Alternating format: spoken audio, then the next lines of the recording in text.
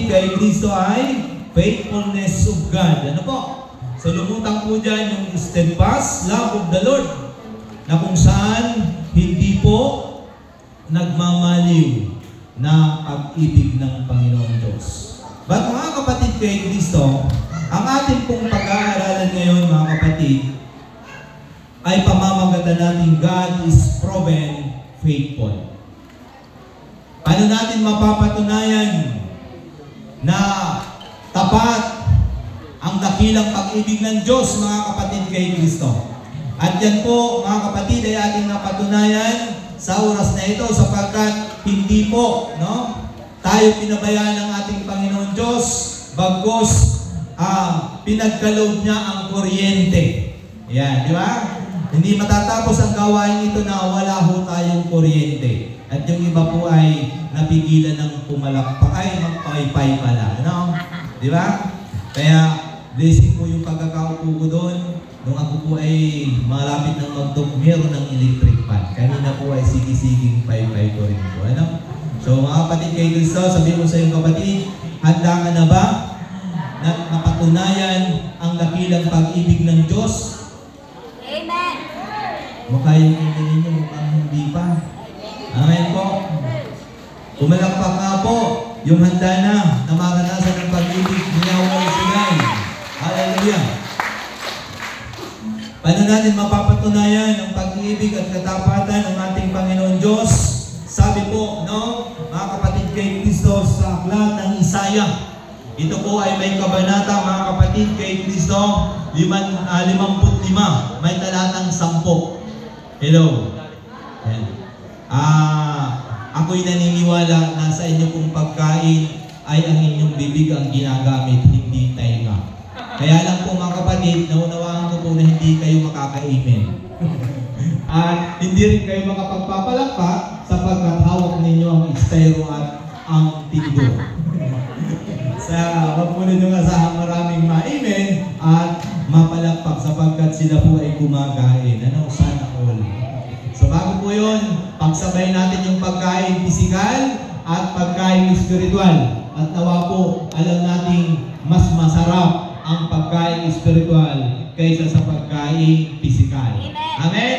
Sapagkat ang pagkain pisikal, yan po ay resulta lamang ng pag-ibig ng Panginoon Diyos. Amen po? Ngunit ang kanyang mga salita, sabi rito, mga kapatid, sa aklat ng Isaya, ang ulan at niebe, paglagpak sa lupay, di na nagbabalik. Ang agos na ito sa balat ng lupa, nagiging pandilig, kaya may pagkain butil na panghasik. At ganyan, mga kapatid, kay Kristo ang pag-ibig ng Diyos. Kapag kanyang ibinigay niya sa atin, hindi na niya po ito pinapawi. Bagkus, ang pag-ibig na ito na binibigay ng ating Diyos sa ating lahat ay patuloy na pinararanas niya ang kanyang kahabagan. Sapagkat marami pong hindi nakapag-appreciate, hindi po nila maunawaan, hindi nila matanggap ang pag-ibig ng Panginoon Diyos dahil sa kanilang mga suliranin sa buhay. Hindi nila mapili ang pag-ibig ng Panginoon Diyos sapagkat sila'y nakararanas ng iba't ibang pagsubok dito sa lupa. Ngunit mga kapatid, kay Kristo, si El Shaddai na nagkaloob ng dakilang pag-ibig na hindi nagkukubas at nagmamaliw, yan po ay ibinaba dito sa lupa at patuloy na katulad ng nebe, hindi na babalik ang ulan nito sa langit sa kalawakan. Bagkus ito ay ibinigay na sa ating lahat. Amen? Kaya lang po, may mga ilan pong pagkakataon na hindi ho natin nararanasan yung pag-ibig ng Diyos dahil sa mga bagay na ating pong kinaabalahan at nararanasan. Ngayon, patutunayan ni El Shaddai at alam nating marami ng panahon pinatunayan ni El Shaddai ang kanyang dakilang pag-ibig. Sapagkat dito po sa aklat ng panaghoy, mga kapatid, kay Kristo, sabi po doon, nakaranas ang bayang Israel. Nagkaroon po, nasabing nawasak ang bayang ito. Nakaranas sila ng kalungkutan, kawalan ng pag-asa, pagtitiis at kahirapan. Ngunit mga kapatid, kay Kristo, sumulat po, mga kapatid, ng 5 tula At ito po'y bumubuo ng aklat ng panaghoy. At ito po mga kapatid nasilip na doon sa lugar na yon, meron mga taong may pag-asa, may mga taong umaasa, may mga taong nagmimithi na makaranas ng pag-ibig ng Diyos. Mga kapatid kay Kristo.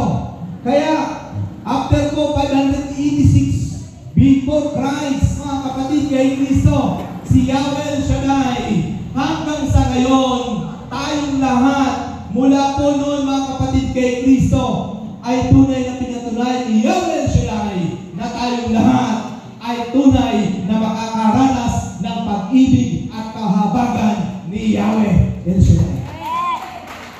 Amen? Kaya mga kapatid kay Kristo, sinabi po dito sa sulat ni Apostol Pablo sa mga taga-Hebreo, may kabanata 1 talatang 10 hanggang sa mga sumusunod. Sabi dito, ikaw Panginoon ang lumikha ng sangkalupaan at ang iyong kamay ang gumawa ng sangkalangitan. Ang mga ito'y pawang mapaparang, ngunit mananatili ka magpakailanman. Maluluma silang lahat gaya ng kasutan at babalunggunin mo gaya ng isang balabal at tulad ng damit sila'y papalitan. Subalit ikaw ay mananatiling ikaw at hindi tatanda o mamamatay man. Mga kapatid kay Kristo, yan po ang pag-ibig ng Panginoon Diyos. Ang tinutukoy ko po, ang kanyang dakilang pag-ibig, walang iba, ang ating Panginoong Jesucristo na nanahog dito sa lupa upang ipadama hanggang sa kanyang kamatayan ang kadakilaan ng pag-ibig ng Diyos. Amen. Kaya mga kapatid kay Kristo, 2,000 years ago, mahabang panahon na, pinatunayan ni El Shaddai sa pamamagitan ni Kristo na si Kristo'y napayubay sa krus para sa ayo'y pawingin sa anumang pagkakabigkis ng dyablo, alisin sa pagkakatalikala ng mga pandaraya ng dyablo upang makita natin ang pag-ibig ni Yahweh El Shaddai dahil sa kanyang anak na si Jesucristo na nagbigay ng buhay sa iyo, sa akin, upang maranasan natin ang dakilang pag-ibig at kahabagan ni Yahweh El Shaddai. Kaya mga kapatid kay Kristo, ang ating pag-aaralan ngayon, God is proven faithful. Paano ba natin may prove na tunay ng tapat at dakila ang pag-ibig ng Panginoon Diyos? Una, makinig po kayo mga kapatid. God is proven faithful in carrying our burden. Yan po yung una. Dahil sa nararanasan ng tao ng kabigatan, pasakit, mga problema na sinasabing pagsubok sa buhay, lubos na hindi na nila nadarama ang pag-ibig ng Panginoon Diyos. Ngunit ang Diyos sa lahat ng mga tao na nahihirapan, handa pong ipadama niya ang kanyang kadakilaan ng pag-ibig. Kaya sabi mo sa iyong katabi, kapatid kay Kristo, ano man ang pagsubok, kabigatan na nararanasan mo, ngayon, uuwi ka, magaan, masigla, malakas, at tunay na nakaranas ng pag-ibig ni Yahweh El Shaddai. Amen? Sapagkat mga kapatid kay Kristo, bakit binanggit po? Kay San Mateo may kabanata 11. May talata po 28 hanggang sa mga sumusunod ng talata. Sabi dito mga kapatid, lumapit kayo sa akin, kayong lahat na napapagalan na bibigatan sa inyong pasanin, at kayo'y pagpapahingahin ko. Pasanin ninyo ang aking pamatok at mag-aral kayo sa akin, ako'y maamo at mababang loob. Makasusumpong kayo ng kapahingahan para sa iyong kaluluwa. Sapagkat maginhawang dalhin ng aking pamatok at magaan ang pasanin ibibigay ko sa inyo. Hello! Alam niyo po ba yung pamatok? Yung sikaw sa lantang nabo ay paon? Yung nasa likod po, nasa bato ng kalabaw? Nung panahon po sa mga Hudyo, baka ang ginagamit nila. Ngunit ngayon, tayo'y kalabaw. Doon po mga kapatid kay Kristo, pamatok na yun, yung sikaw na yun mga kapatid kay Kristo, yun yung nagdadala ng lahat ng bigat ng kanyang hinihila. Nakikinig po ba kayo? Ngunit mga kapatid, ang Panginoon Diyos ay nag-aanyaya.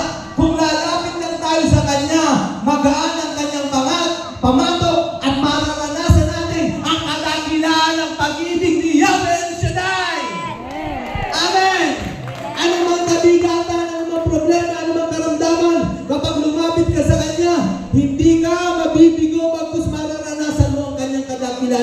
pag-ibig. Amen? Kaya mga kapatid kay Kristo, sinabi na nito, lumapit kayo sa akin. Come to me and I will give you rest. Gusto ng Diyos, tayo ay maginawa. Gusto ng Diyos, tayo laging masaya. Gusto ng Diyos, lagi tayong malakas. Gusto ng Diyos, tayo laging nagpupuri, nagpapasalamat sa kanyang kadakilaan ng kanyang pag-ibig. Amen po? Sapagkat sabi doon, sa sulat sa Aklat ng Mga Awit, may kabanata 55, talata 22, ilaga kayawe, yaong suliranin, at ikaw ay hindi niya bibiguin. Amen! Anong sabi doon sa Aklat ng Awit? Kailangan mo lang ilagat ang anyong nararanasan sa Kanya, sapagkat ang Diyos kailanman hindi nagbibigo sa mga taong nagtitiwala sa Kanya upang makadama na ang kadakilaan ng Kanyang pag-ibig. Amen? Kaya mga kapatid kay Kristo, sabi mo ba dun sa awit kanina? Ano yung inawit ng mga kabataan?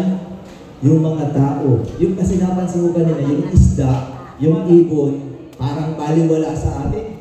Pero nang sinabi, ang mga tao na walang pera, pinamahal ng Diyos. Sobra-sobra pa. Tama ba yun? Bibigyan ng Diyos. Sobra-sobra pa. Nung sinabi ng mga kabataan, nakita ko sa mga mukha ninyo, tunay na nararanasan ninyo ang pag-ibig ng Diyos, sapagkat hindi lang birang ibibigay sa inyo, bagos, biyaya at kadakilaan ng kanyang pag-ibig, buhay na walang hanggan. Amen? Kaya mga kapatid kay Kristo, ilagak mo, ano mang sunurin mo sa Diyos, sapagkat siya nang bahala sa iyo. Sabi sa kanyang mga alagad, mga kapatid kay Kristo, sa 1 Peter chapter 5, verse 10, pagkatapos ninyong magtiis ng maikling panahon, ang Diyos na bukal ng lahat ng pagpapala ang siyang magbibigay sa inyo ng kaganapan, katatagan, isang saligang matibay at di matitinag, at siya rin humirang sa inyo upang makihati kayo sa kanyang walang hanggang kaluwalhatian kasama ni Kristo. Tingnan niyo po yan. Ini-encourage niya ang kanyang mga alagad.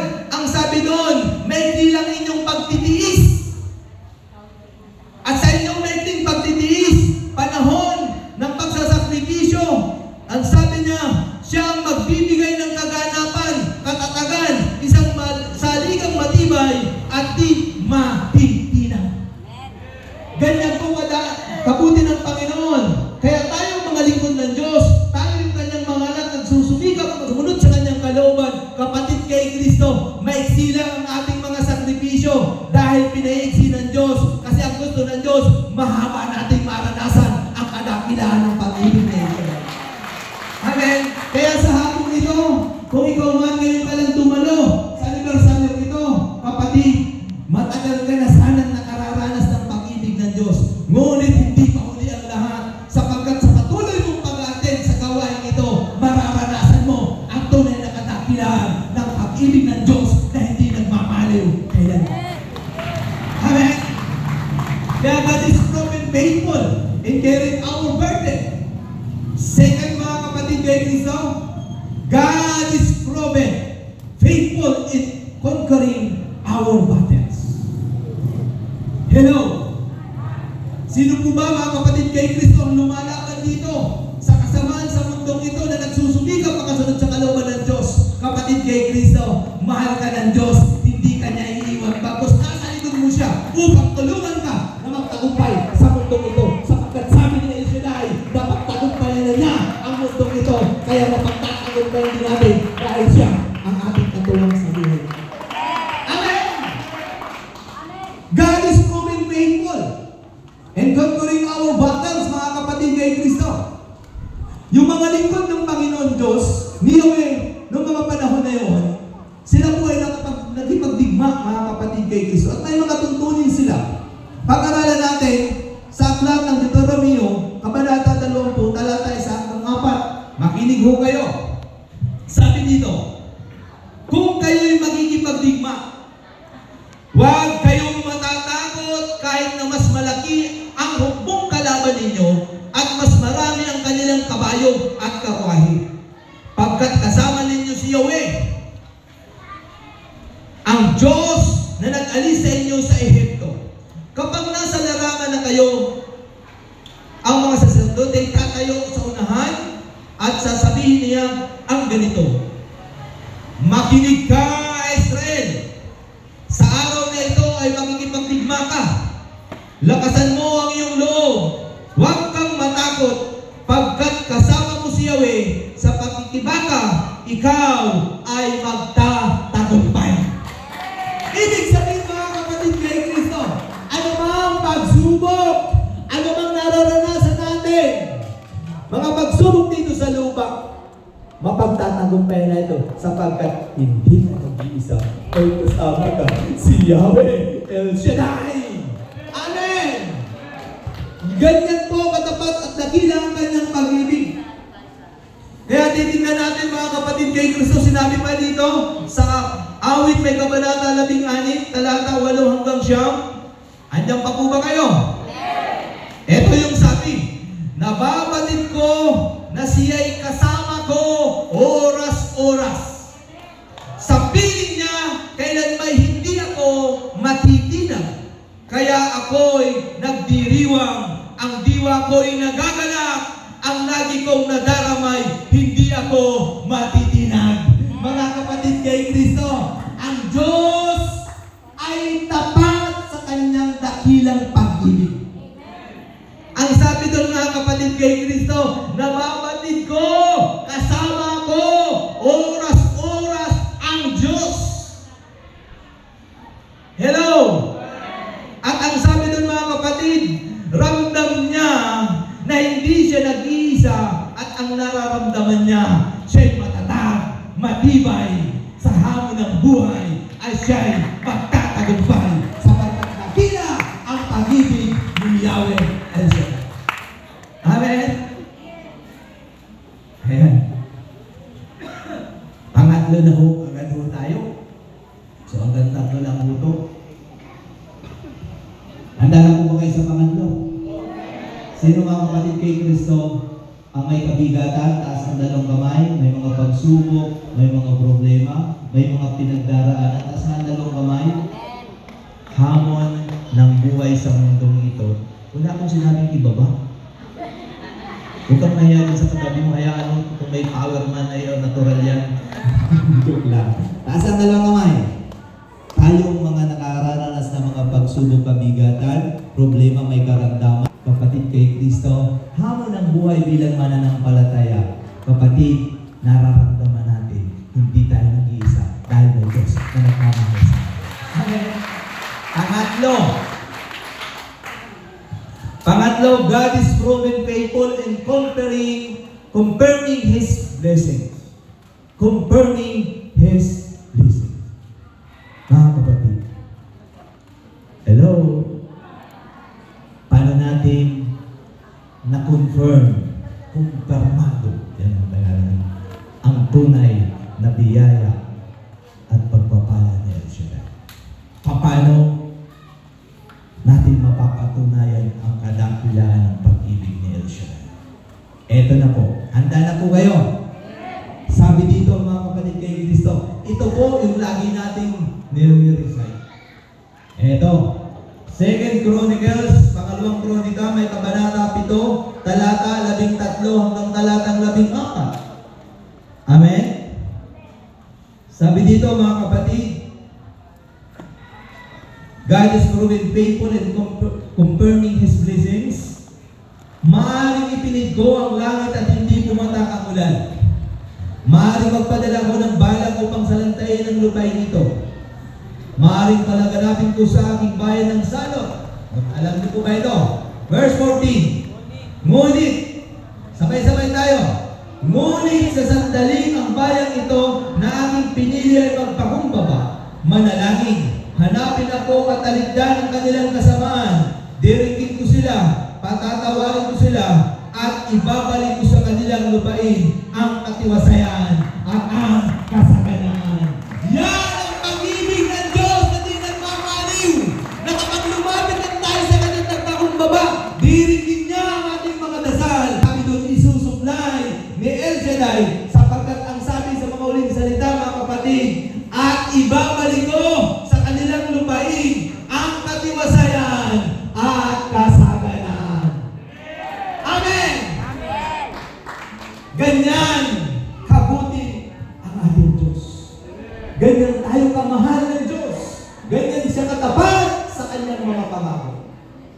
Kaya mga kapatid kay Kristo, walang kaduda-duda, yung inyong mga mata nakatunghay kay Kristo na may pananampalataya. Inyong mga tainga na nakikinig ng mga pangako ni El Shaddai. At ang ating pong mga pakiramdam na nararanasan natin yung presence ni Yahweh El Shaddai, kapatid kay Kristo, ikaw ang anak na pinadadamahan ngayon, mga oras na ito, ng pag-ibig ni Yahweh El Shaddai. Amen. Sa huling talata, mga kapatid kay Kristo, parang yung tingin ninyo sa akin, parang may sinasabi ang inyong mga mata. Wala tayong mga, ito ay tayong inspirasyon na. Di ba? Ito mga kapatid kay Kristo, ito lagi natin nire-recite. Alam natin ito. Dito natin mararanasan ang tunay na kadakilaan ng pag-ibig ni El Shaddai. Awit 71, talata 14 hanggang talata 16. Yung Psalm 21, verse 14, Psalm 91, verse 14 to 16. Sabayan niyo po ako dahil ito'y alam natin.